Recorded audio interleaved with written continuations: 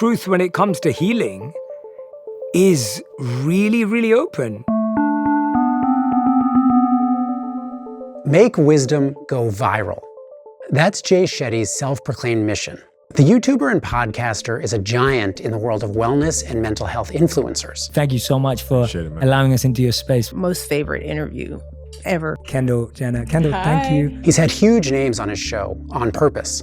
Part of Shetty's success has to do with his message, a breezy blend of pop psychology and self-help tips. When things are bad, we think they'll be bad forever, and we're wrong. Overlaid with a reassuring patina of Eastern spirituality. While there's no doubt about Shetty's success, I had other doubts of my own. A 2024 article in The Guardian raised questions about many aspects of Shetty's public life, including accusations of plagiarism on his platforms early in his career, and even the extent of his training as a monk. That's reporting that Shetty and his lawyers have disputed, and which we talked about at length in our conversation.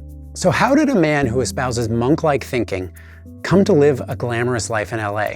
It's a seeming contradiction that he's apparently been thinking about too. Here's my conversation with Jay Shetty. Hey, David. Hi, Jay. How are you?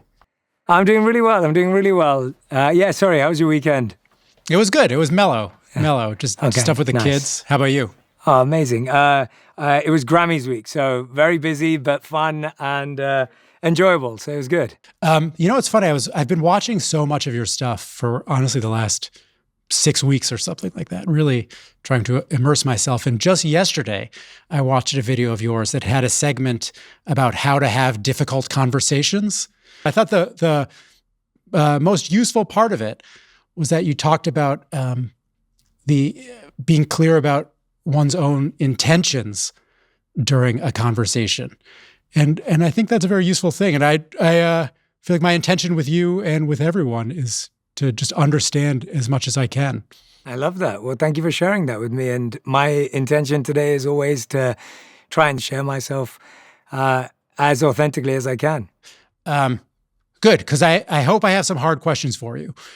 So we'll see how that goes. But for people who aren't familiar with you and your work, which of your beliefs would you say are most fundamental to what you do as a sort of wellness self-help influencer? What are you fundamentally trying to teach people about?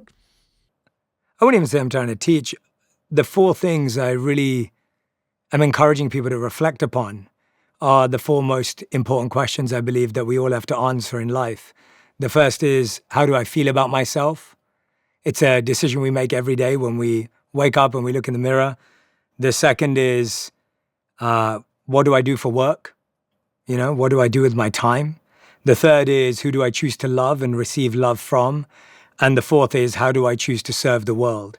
And so all of my work is dedicated and devoted to helping people reflect on and answer these questions for themselves. So whether someone comes and asks me like, hey, Jay, I really want to find my purpose, or I'm kind of stuck in my job right now, or maybe they're going through a breakup and they're looking for insight on what will help them heal, or someone who says, Jay, your work really, your work helped me through a divorce, or your work stopped me from committing suicide. I think those are the kind of things people usually come to me with. And so that's what I find is usually the kind of questions and reflections and insights that people are looking for from me. And I'm always trying to help them think through those challenges.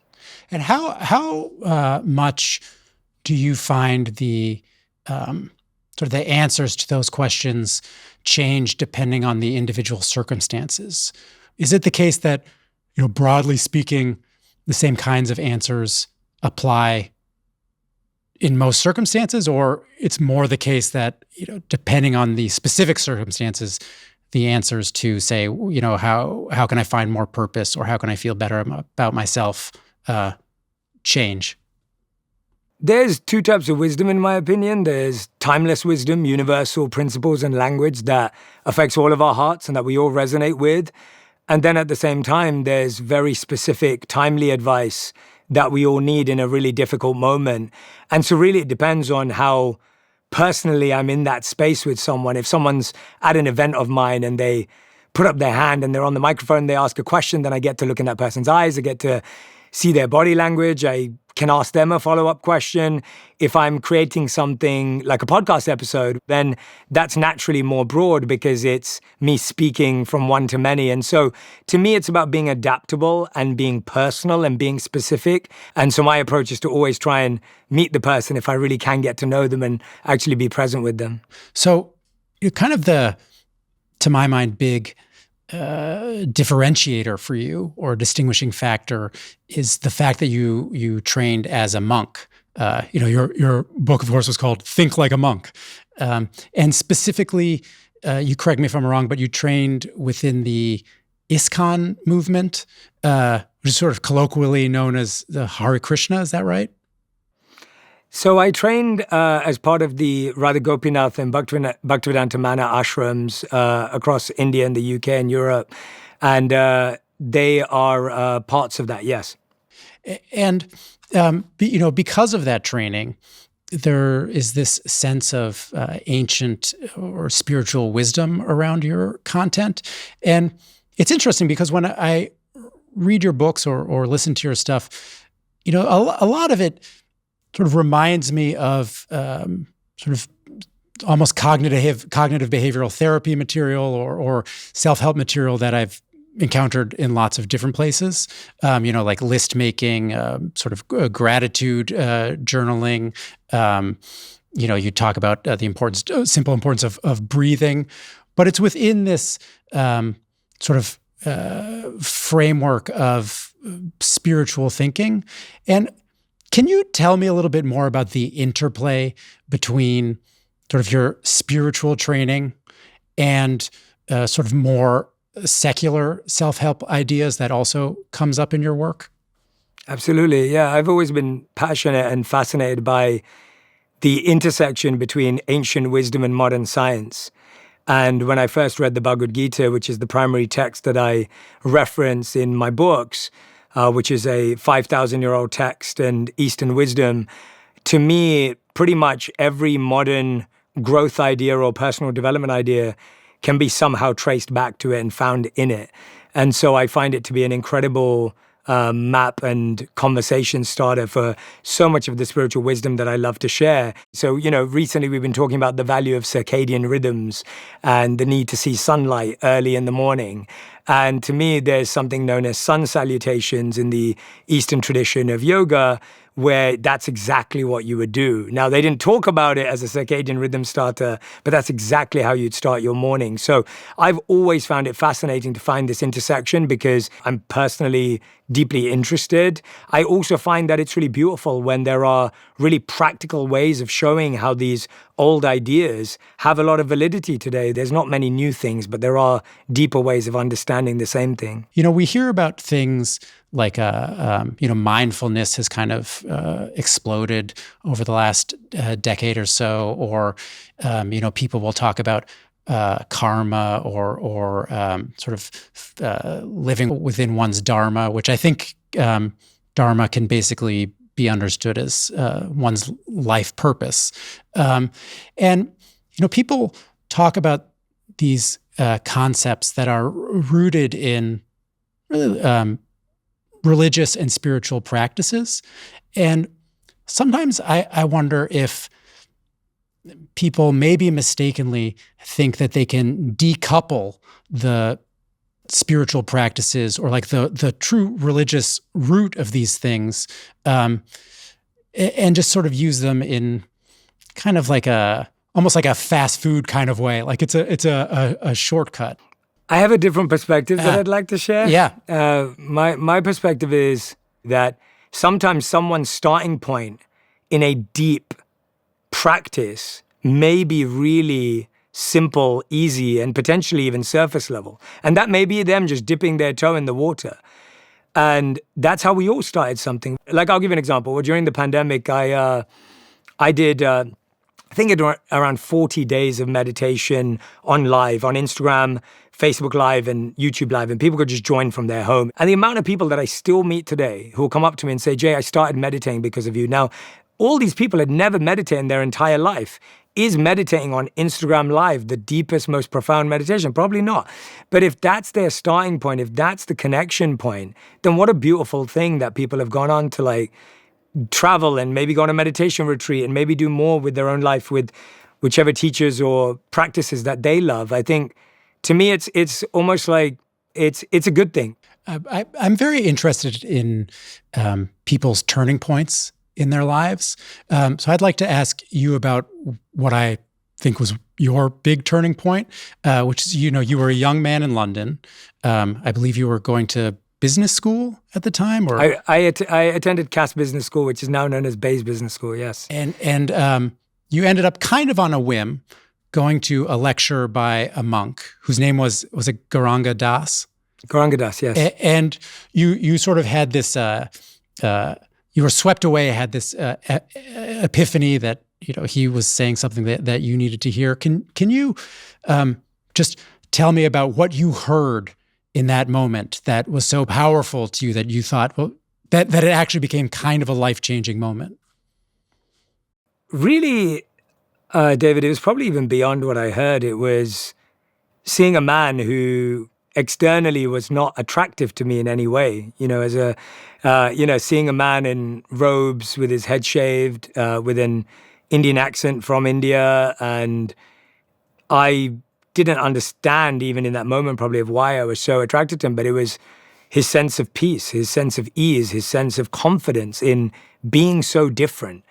And I think at that age in your life, you're always trying to fit in, and here was someone who didn't fit in at all, but felt like the most comfortable person in the room. And to me, that was more important, I think, than anything he even said. I want to ask you something related to that, which is, it's to do with kind of your arc.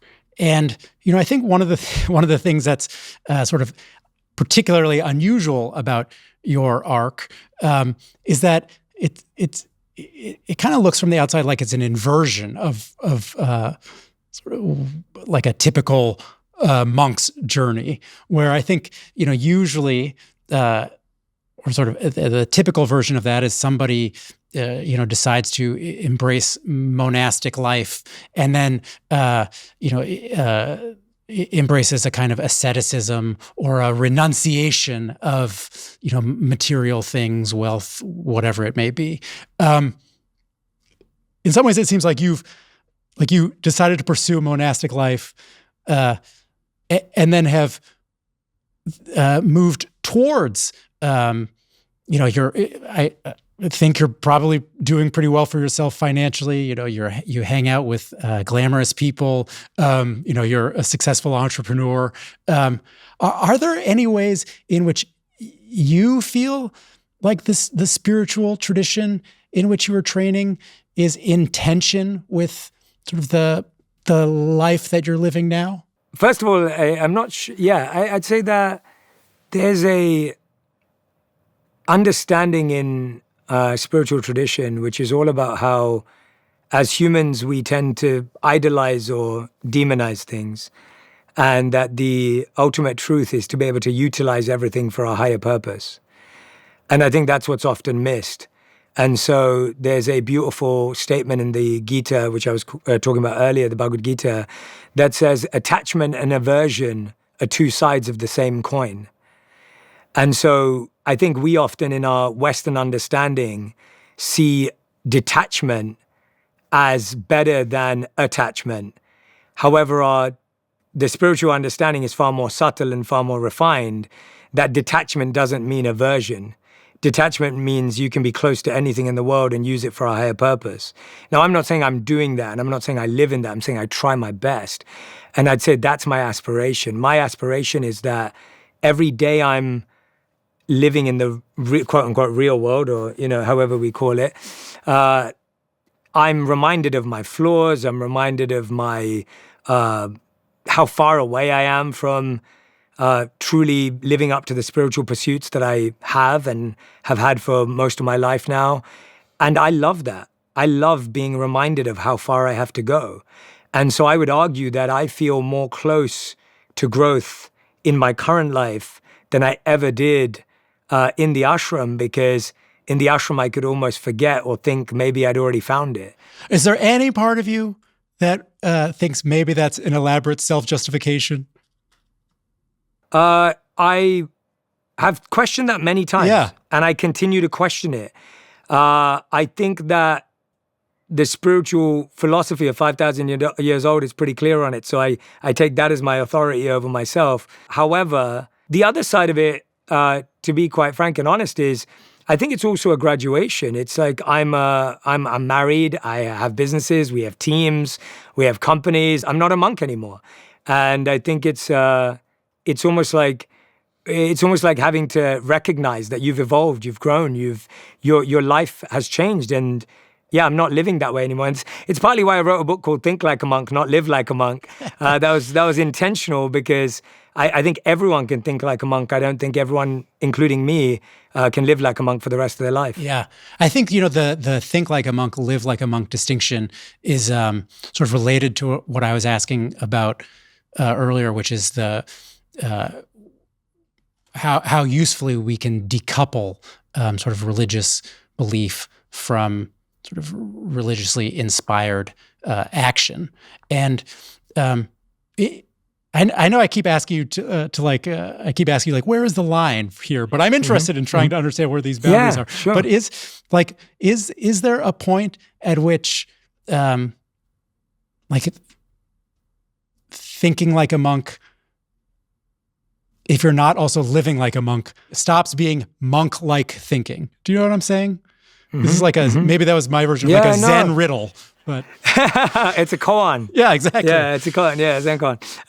No, David, I really appreciate you. I can tell that you're really trying to understand it, and so I want to try and meet you there and help you with that. Yeah, it's probably different across traditions, and everyone has their own version.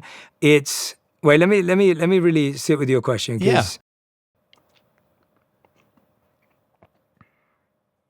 How much can you think like a monk if you're not really trying to live like a monk? That's what the question is.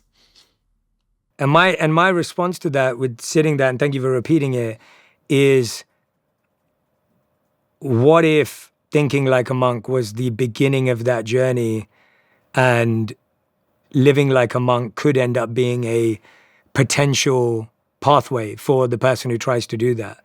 Like, I'll give it, if every person in the world started to think like a monk, things would just improve in general, right? So I don't want to force everyone to try to live like a monk, because that's not going to happen tomorrow or ever.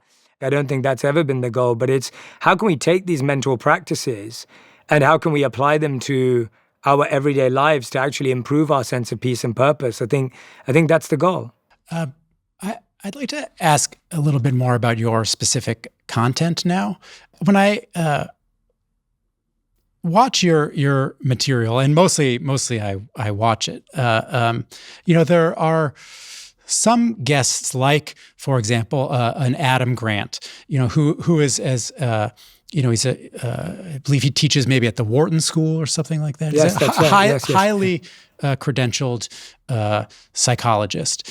And then you also have on folks like, John Edward, the psychic medium, who's, let's just say his credentials are maybe more up in the air.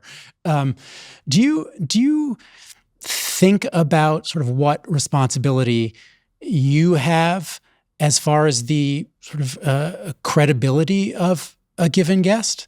Yeah, absolutely. Our team does a lot of research. Our team works very hard on figuring out who we think would be great to introduce our audience. We think it's a responsibility that we take very seriously.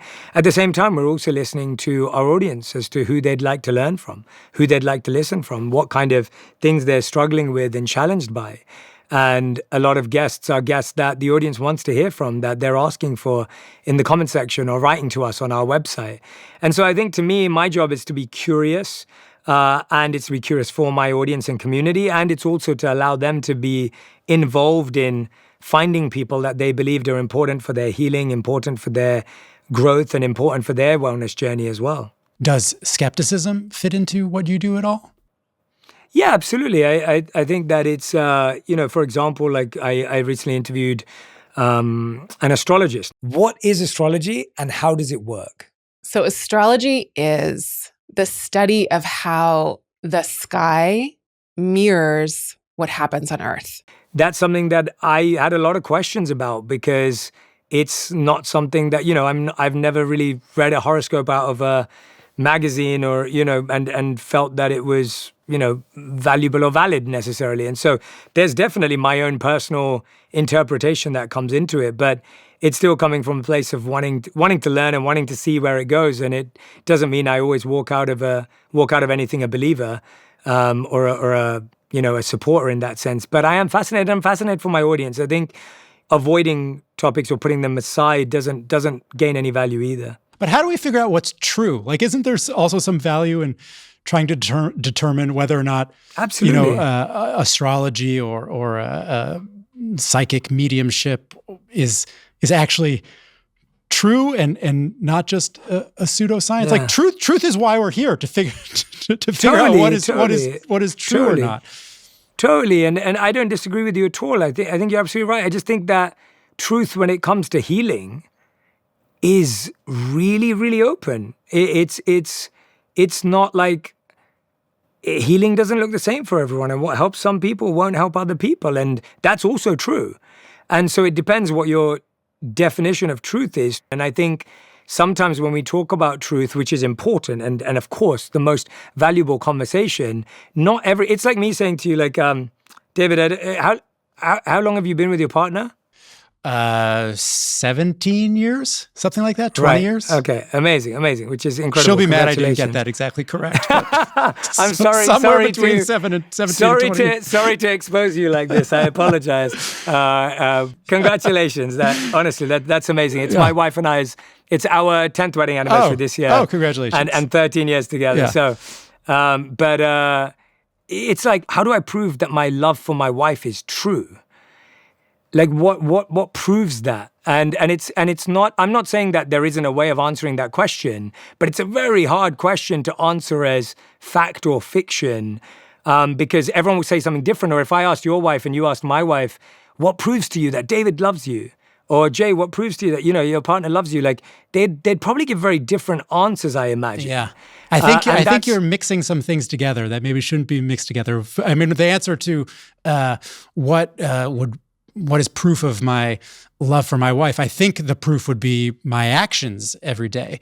But the truth of that proof is a very different kind of truth than, is my broken bone healed? Or can the stars tell me what's going on in my life? Or can we communicate with the dead? These are all different kinds of truth that require different levels of proof.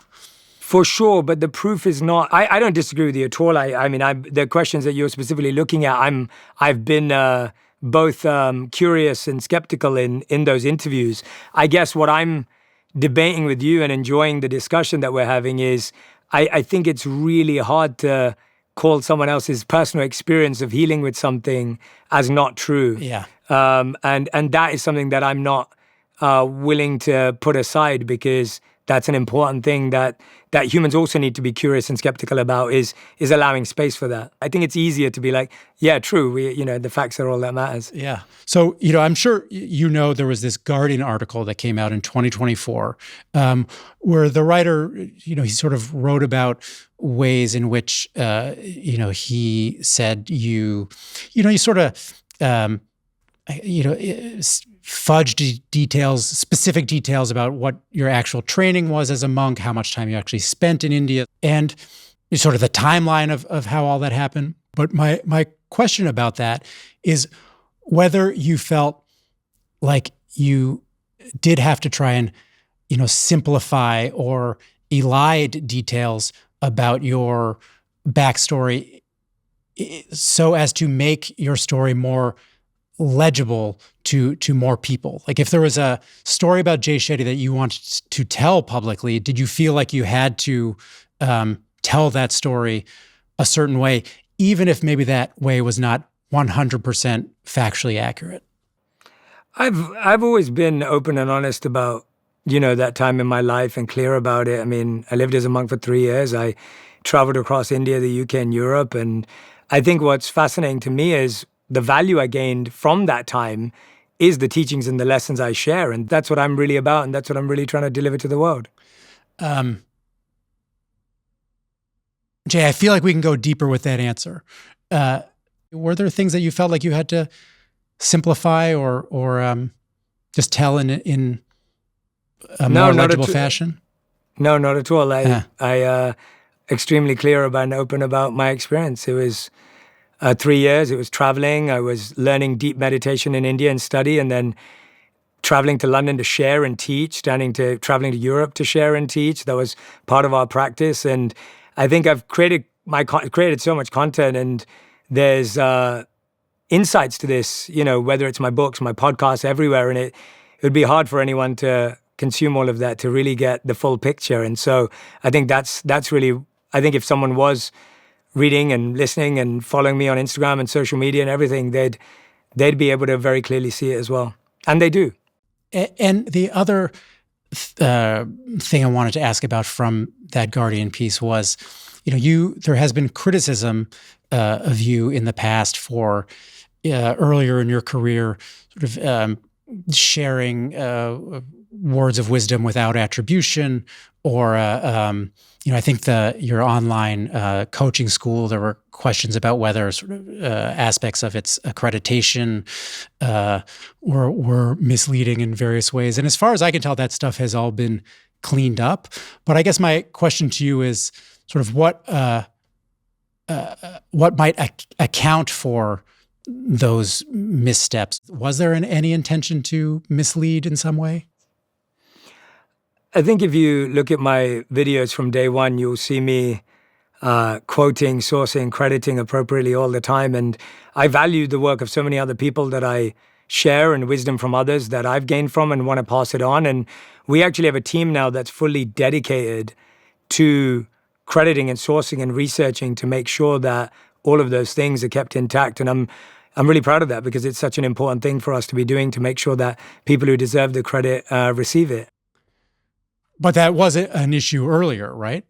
What you're describing is a change in practices. I think that at the time, there's so much wisdom out there. There's so many things being shared. It was never intentional.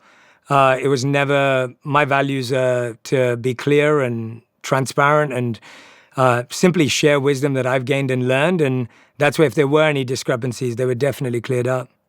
Are there things that you feel like you've learned from criticism of you that you've encountered over the years? Yeah, I've learned that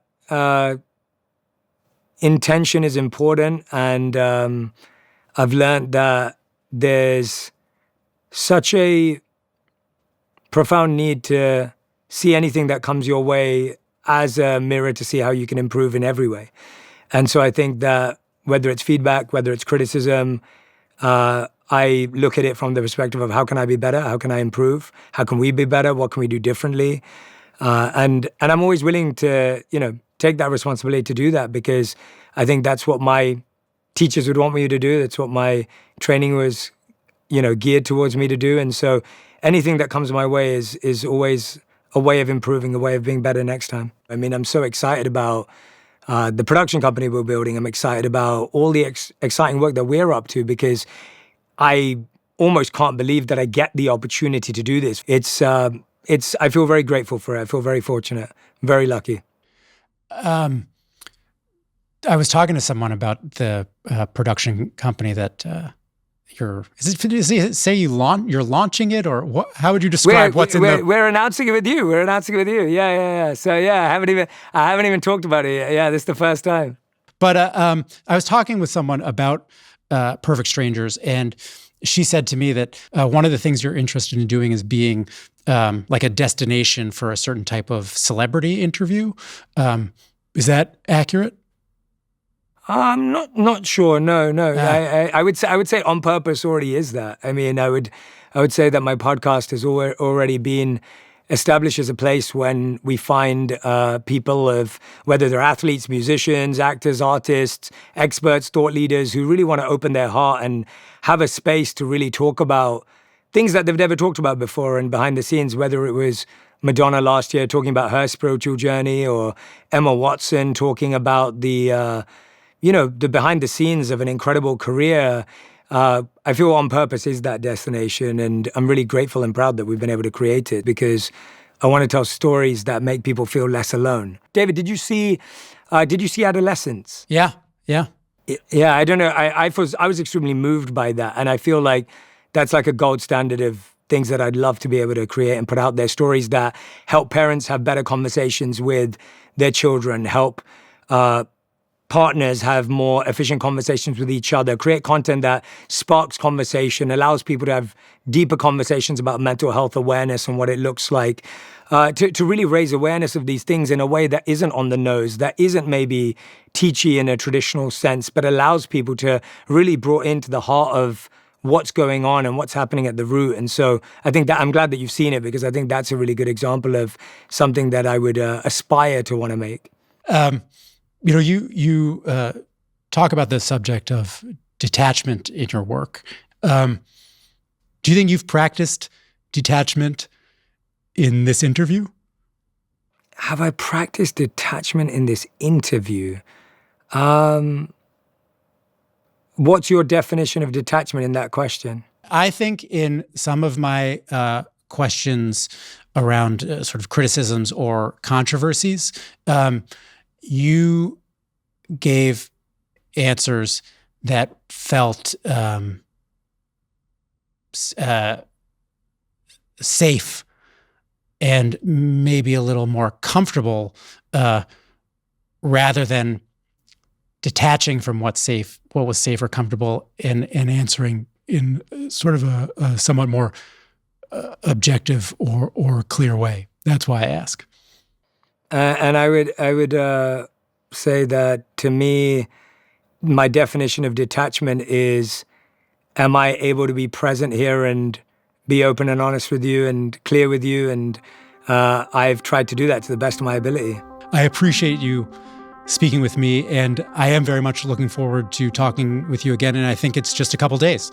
Yeah, absolutely. I look forward to it as well. Thank you so much. On the interview, we talked to our guest twice. This time, Jay Shetty and I go deeper into the seeming conflict between his monk-like principles and being an influencer. Jay, I'm very happy to be speaking with you again. Me too, David. It's good to see you. Do you have any thoughts from our first conversation? Anything lingering? That's a great question. I think there was, something that maybe I didn't get a chance to share with you, and it was around this idea of we talked a bit about, any sort of criticism coming your way. And I think when I think about that, it's, to let you in on that, it's like for me, that's uncomfortable. It's hard because you're trying to do something with the best of intentions. And I think we all want to feel understood and we want to feel seen. And I think when you're misunderstood or not seen in the way that you would like, it's hard for everyone. And it's been very hard for me and difficult for me. And I think when you're being judged, the first point is not to push that person away. It's to see whether that exists in you. And I think when you actually look at yourself in that way, you can find everything exists in you. You can find, and that's really vulnerable to say. It's really open to say that you can find that every intention, every desire, every intention exists within you.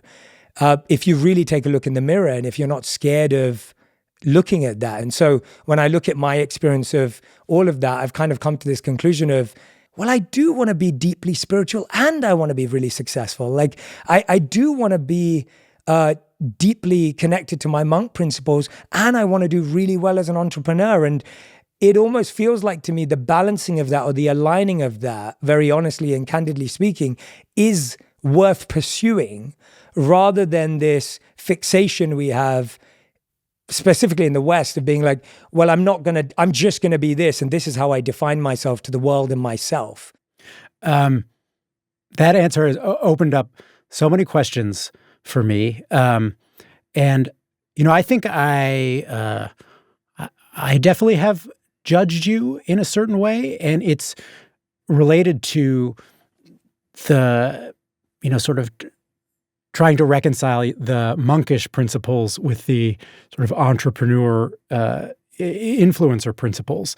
And I think it's really it's a skepticism that comes from a particular type of perception of you.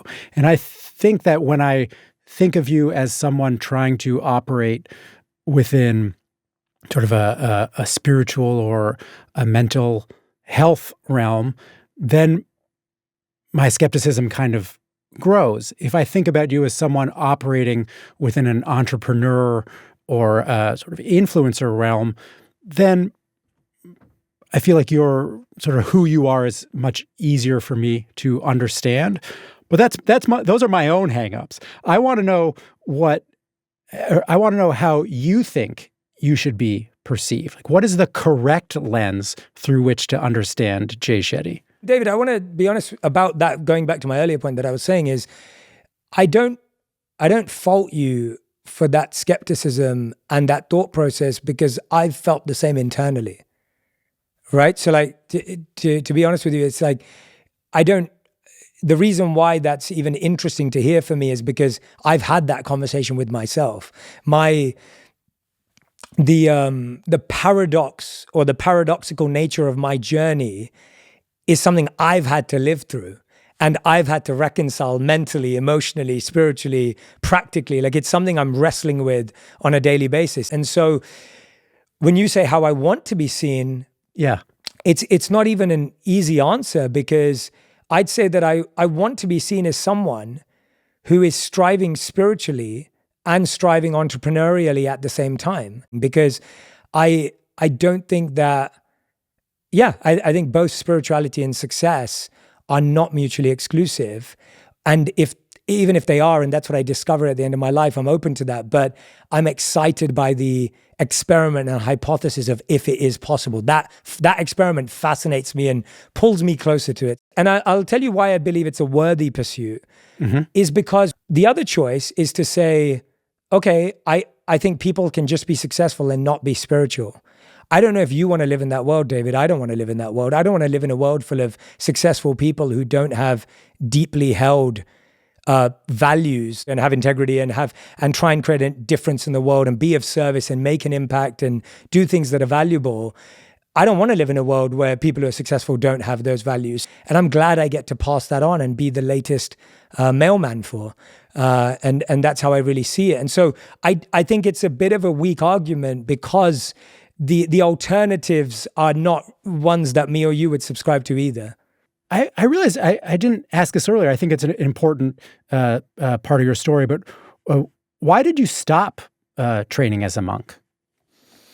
Yeah, it was one of the hardest points in my life, because it sounds crazy to say this, but it was my dream while I was at college. Like, and that wasn't because I lived a perfect life at college, at university, but it was like I'd made it kind of like this thing of like, I really hope I can do this after I graduate. And I was actually at one point thinking of quitting university and doing it then. And the monk teacher said to me, no, you should finish your education and do it after that, which I'm very grateful they did that. But it was one of the toughest things. I dreamed about it. I'd wanted it. I'd really believed that was going to be my path. I really believed I was going to do it for the rest of my life, whether that it was me being naive or whether it was my youth enthusiasm, at 22 years of age. I really believed that. And so leaving wasn't easy. It was very difficult because I felt like I was failing. And that, at that point in time, was one of the heaviest things I was going through, because it felt like a divorce. But was there a precipitating incident? Like, why did you make the decision to leave? Yeah, no. So the why was, it was extremely rough on my health. My health was taking a massive hit. Fasting I'd spent time in hospital. Yeah, I'd spent time in hospital during my time in the monastery, both in India and the UK. And I was really I was struggling. I had polyps in my throat that had to be lasered out. A year before I left, I had exhaustion, which was, some doctors said it was chronic fatigue. I was really I was emaciated. I weighed around, I want to get the metrics right, but I weighed around 60 kg, if that's right. I was really, really emaciated, and I'd lost a lot of weight. So physically, you were struggling. Physically, I was struggling, and so there was a massive health component that really hit me hard. And I think what's really interesting is when your physical health goes, it affects your mental health and your emotional health even more. So partly what I'm expressing is feeling like a divorce and a failure, I think, is also because my physical health was falling apart. The other side of it, funnily enough, at the same time, was I genuinely deeply believed that all of that self-awareness made me realize I wasn't a monk. And maybe I don't have what it takes. And that realization. I mean, I left now it's been 13 years since I left. So I'm a bit distant from that emotion now, but it still hit me. So that's like a collection of, I'm letting you in on all of it because it's not as easy to be like, there was this. It was like, there was health, there was my self-awareness through all the meditation, there was emotional weakness, mental weakness, understanding of who I was. It was a complicated time. I don't mean to belabor this. I have one more question about sort of just one more about kind of like a tension. So, I understand that one of your larger goals is to like, I guess you could say like bring people into the tent where they might encounter ideas that can help improve their lives. But sometimes like, is the way that you have to do that, can that feel a little bit funky for you? Because for example, the way you have to title your videos online, right? Just these are sort of algorithmic necessities and necessities for capturing people's attention, but they have titles like, attract anything you want, break free from your trauma, wake up completely different. Now, of course, you and I both know no one video can deliver on that promise. But I feel like your position is no, but that's how you get them in, and then we present them with information that can be helpful. But is there? Do you ever feel like it's a little? Yeah, I guess funky is the word that comes to mind for me. Like, do you ever feel a little funky about the fact that like to get people in, maybe you have to kind of make these hyperbolic promises? It's a great question. I think that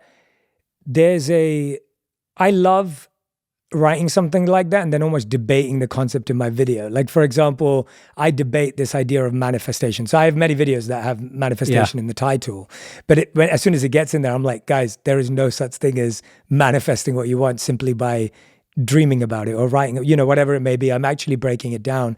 And so sometimes I think it's a way of debunking myths. Sometimes it's a way of actually introducing people to new ideas. And I do agree with you that we live in a attention economy. We live in a space where we have to have the ability to help someone get through the door. That is really that is just the way the world works. It's just the way things are today. And to me, if the promise and what's on the inside is valuable, that's actually also what will make people stay. So if it was simply just a title, the views and the transformation wouldn't be valid or value. It wouldn't happen. Jay, I know I've been sort of implicitly critical or skeptical of the idea of like quick hit fixes or easy answers. But what's one thing we can leave people with?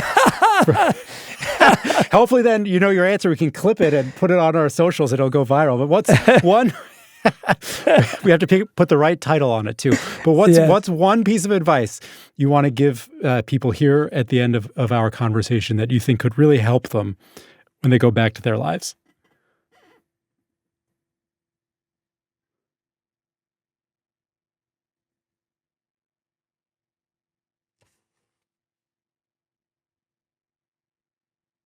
Sorry, I'm taking my time because you've asked me such a big question, and I don't want to be. I think as humans, we have this tendency to say, God, the last 5 years in that job were a waste of time. Now I found my path. Or, you know what, that relationship just wasted 3 years of my life and I don't know if I'll ever find love again. And we have this habit of almost disregarding our experience, our lessons, our emotion, everything we've been through, and now saying we found it. And I would encourage people to reflect on those moments, to learn from them, to value them, no matter how difficult and painful they might be. And there'll be so much value in it. I don't think that clip's going to go viral or give you what you want, but it's something that's been on my heart and mind a lot. Yeah, well, all I ever want is an honest answer. So thank you very much, and good luck with everything in the future. David, you too. Thank you so much for your time and energy, and I hope our paths cross again. I'm Lulu Garcia-Navarro. And I'm David Marchese. And we're the hosts of The Interview, an audio and video podcast from the New York Times. Every week, we interview fascinating and influential people from all walks of life. Subscribe to our YouTube channel so you'll never miss an episode.